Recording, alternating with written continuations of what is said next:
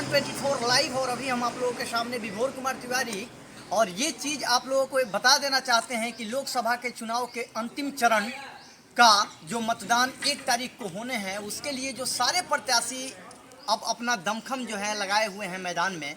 और इस बीच हम पहुंच चुके हैं जहानाबाद लोकसभा संसदीय क्षेत्र में और एक ऐसे उम्मीदवार से आप लोगों को मिलाने जा रहे हैं जो उम्मीदवार बचपन से ही गरीबी में अपना ज़िंदगी गुजारने के बाद सिपाही के बाद इंस्पेक्टर और अब अधिवक्ता और अधिवक्ता के साथ साथ अब लोकसभा संसदीय क्षेत्र में भी अपना जोर आजमाइश और ताल ठोकने के लिए बेताब ये राजकिशोर शर्मा सर से आज हम मुलाकात कराएंगे आप लोगों को और इनसे बात करेंगे और इनकी जो भी मुद्दा है उन पे हम चर्चा करेंगे, क्योंकि यह इस बार भारतीय सार्थक पार्टी से चुनाव मैदान में है जहानाबाद लोकसभा सीट से।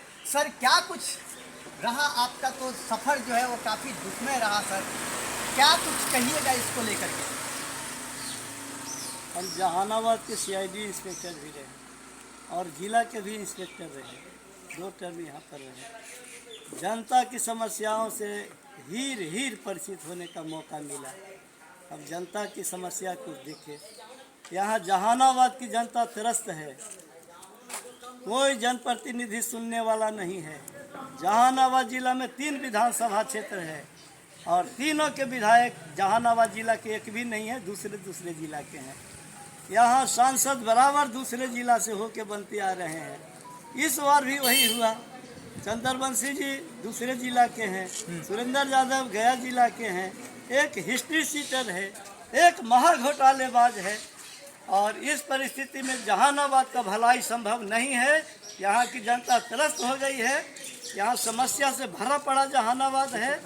एमपी फंड में 10-15 करोड़ रुपया आया था, 10 करोड़ रुपया लौट गया, काम नहीं हुआ। जहानाबाद की जनता समस्या झेल रही है। हमने जहानाबाद के जनता की समस्या को देखा, सुना, महसूस किया और स्वाभिमान जगा। अंतरात्मा की आवाज़ पर जहानाबाद के लिए खड़ा हुआ हूँ। मैं प्रत्याशी के रूप में खड़ा हूँ और आगे जनता के बीच में आप जा रहे हैं और जनता की समस्याओं को सुन रहे हैं। आम जनता का ये भी मत है कि इस बार जो सांसद महोदय थे जेडीयू से वो जनता के बीच में आए ही नहीं, घूमे ही नहीं कभी।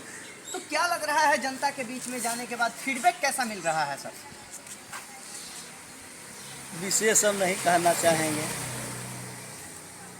जो पहली बार चुनाव जीत के गए, मोदी के नाम पर वोट दिया लोग और प्रत्याशी लौट के आया ही नहीं, अब आया है फिर चुनाव में। इसलिए जनता में भारी जो है विवाद है, जनता में भारी जो है नाराज़गी है और प्रत्याशी जहाँ भी जा रहा है वहाँ लोग लाठी लेके गांव के गांव खड़ा हो जा रहा है, गांव में घुसने नहीं दे रहा है। और यही लोकतंत्र की खूबसूरती भी है। अच्छा, इस लोकतंत्र की खूबसूरती में आप आम जनता के बीच में क्या क्या मुद्दा लेके जा रहे हैं इस बार? सबसे पहले महंगाई। जब हम नॉमिनेशन किए थे तो मिट्टी का चूल्हा और गैस, मिट्टी का चूल्हा और सब्जी का माला पहन के गए थे, जो महंगाई का प्रतीक था। जब मोदी सरकार बना तो 400 रुपये सिलेंडर था, आज 1000 रुपये हो गया है। लोग सिलेंडर छोड़ दिया और मिट्टी का चूल्हा पर खाना बनाना शुरू कर दिया। सरकार का ये योजना फेल हुआ। उसके बाद पेयजल की सुविधा नहीं है, पेयजल का अभाव है। जगह जगह गांव में पानी नहीं है, लोग पीने के लिए तरस रहे हैं। किसानों के लिए पटवन की कोई व्यवस्था नहीं है। नदी में डैम बन रहा था, मंडई बराज, यहाँ से 5 किलोमीटर दूरी पर है मंडई बराज।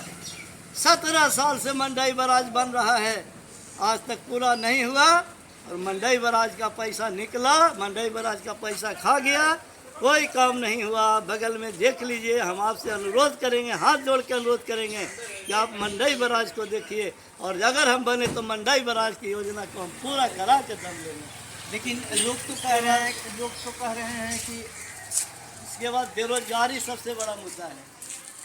यहाँ का किसान पानी के अभाव में, पटवन के अभाव में खेती छोड़ दिया, गुजरात में, महाराष्ट्र में जा कर के अब मजदूरी का काम करने गया है।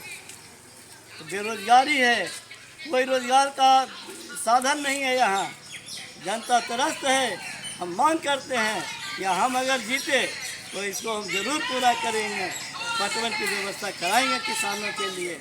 मतलब किसानों के सिंचाई की सुविधा, स्वास्थ्य की सुविधा, स्वास्थ्य, शिक्षा की। शिक्षा का भी हालत बदहाल है।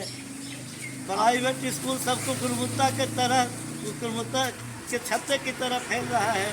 मनमाना फीस ले रहा है, कोई सुविधा नहीं है। पर कोई जहानाबाद पढ़ा रहा है, कोई पटना पढ़ा रहा है अपने बाल बच्चे को, और यहाँ पर कोई सुविधा जमीन पर नहीं। बहुत उसके बाद सारे ऐसे भी आम जनता है जिनका सहारा इंडिया में पैसा फंसा हुआ है सर। क्या इस मुद्दा पे भी आप अगर जीत के जाते हैं तो कुछ काम करेंगे क्या? किसी के साथ भी नाइंसाफ़ी होगी तो इंसाफ के लिए राजकिशोर शर्मा खड़ा रहेगा। इंसाफ दिलाना मेरा पहला मकसद है, चाहे वो जहानाबाद का हो, हिंदुस्तान के किसी कोना का आदमी।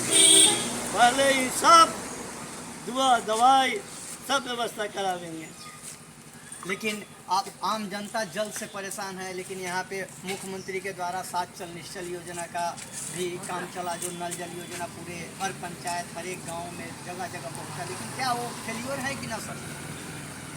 बगल में भी है पानी टंकी। यह योजना बिल्कुल फेलवर है और बहुत बड़ा घोटाला है, बहुत बड़ा घोटाला है। समझिए कि काम हुआ नहीं, पानी कल से दिया नहीं, सरकार का पैसा फंस गया और लोग त्रस्त है आज भी। तो आम जनता के बीच में समस्याएं काफ़ी हैं। इस बार राजकिशोर सर कितना कोशिश करेंगे उन समस्याओं को हल करने का? हम समस्याओं के लिए ही लड़ाई लड़ने आए हैं, चुनाव लड़ रहे हैं। समस्या हल करना, जनता को राहत पहुंचाना, यही मेरा पहली प्राथमिकता है। जनता के अपेक्षा पर खरे उतरना मेरी पहली प्राथमिकता होगी, और जो भी समस्या होगा हम देखेंगे। अंत में मेरे चैनल के माध्यम से जितने भी दर्शक आपको देख रहे हैं, खास करके जहानाबाद लोकसभा संसदीय क्षेत्र से, उनसे आप क्या अपील करना चाहेंगे सर?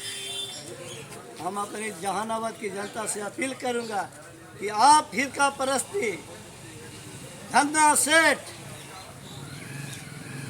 और बड़े बड़े दौलतवान यहाँ पर पहुँचे हैं, पैसा बांट रहा है, आप चंगुल में नहीं आए। और जो जहानाबाद की जनता का भलाई करे, जो जहानाबाद की समस्या का हल करे, जहानाबाद का बेटा हो, भाई हो, साथी हो, मेरे जैसा हो, ऐसे आदमी को चुनिए तो जहानाबाद का कल्याण संभव है। अन्यथा बाहरी प्रत्याशी, घोटालेबाज, हिस्ट्री सीटर आपका कोई उपकार नहीं कर सकता। क्रम संख्या क्या मिला है सर इस बार आपका? क्रम संख्या 10 है, चुनाव चिन्ह नाव छाप है, और हम लोगों से एक अपील करेंगे कि नाव छाप पर मुहर लगाइए।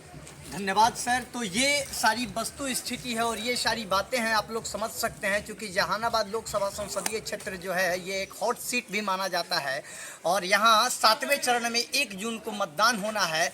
तो आगे जनता के हाथ में है और जनता इस चीज़ को तय करेगी कि ऐसे कौन से कैंडिडेट को हम जिताएं इस बार। लेकिन ये जनता की बात है और ये लोकतांत्रिक देश है, तो जनता पे ही छोड़ देते हैं, और हमें विश्वास है कि जनता इस बार एक ऐसे प्रत्याशी का चुनाव करेगी जो प्रत्याशी आम जनता के बीच में रहे और आम जनता की समस्याओं को सुने। तो इन्हीं सब बातों को ध्यान में रखते हुए मैं विभोर कुमार तिवारी आप सभी का धन्यवाद करता हूँ। जय हिंद, जय भारत।